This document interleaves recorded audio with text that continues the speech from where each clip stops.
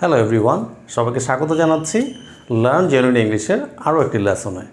এবং আজকের লেসন থেকে আমরা জানব ইংরেজিতে বহুল প্রচলিত বহুল ব্যবহৃত একটি ভার্ব গেটের কয়েকটি ব্যবহার নিয়ে।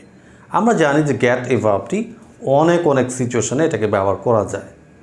সো আজকে আমরা মেনলি জানব 4 ধরনের সিচুয়েশান যেখানে আমরা ভার্ব গেট ব্যবহার করতে পারি। So let's get started. First যে সিচুয়েশন, কোনো কিছু বোঝার ক্ষেত্রে আমরা গেট ভার্বটি ইউজ করতে পারি। কোনো কিছু বোঝা বলতে আমরা বোঝাচ্ছি লেটসে আমরা ঠিকভাবে হয়তো বাংলা বুঝতেছি না, অথবা আমরা ম্যাথমেটিক্স বুঝতেছি না, অথবা আমরা কেমিস্ট্রি ভালোভাবে আমরা বুঝতেছি।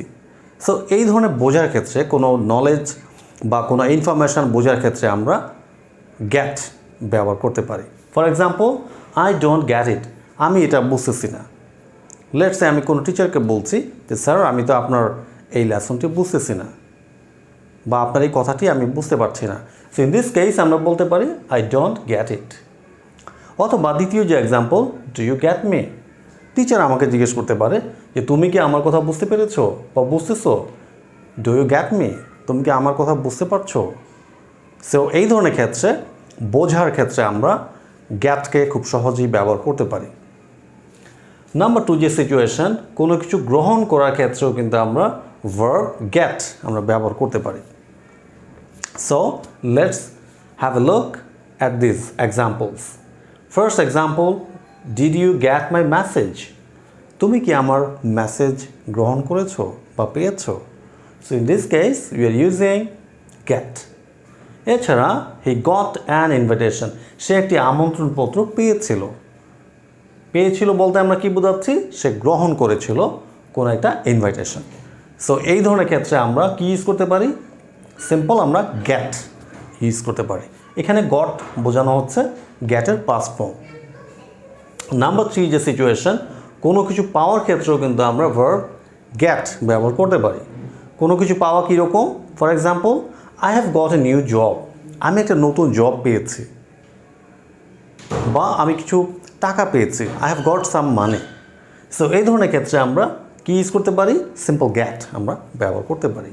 এছাড়া আরেকটি example, we must get permission, আমাদেরকে অবশ্যই অনুমতি পেতে হবে।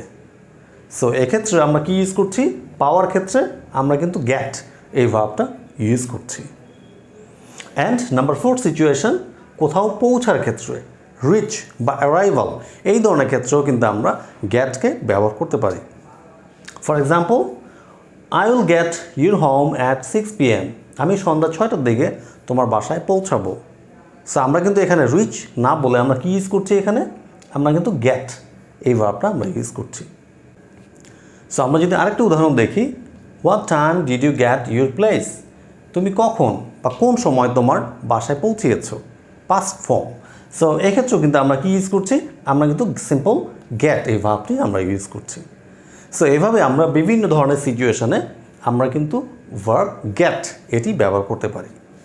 সো আশা করছি সবাই আজকের লেসনটি ঠিকভাবে বুঝতে পেরেছেন, এবং এই ধরনের আরও লেসন পাওয়ার জন্য আমাদের ইউটিউব চ্যানেলটি সাবস্ক্রাইব করুন এবং আমাদের Facebook page learn genuine English এটি ফলো করুন। সবাইকে অনেক ধন্যবাদ।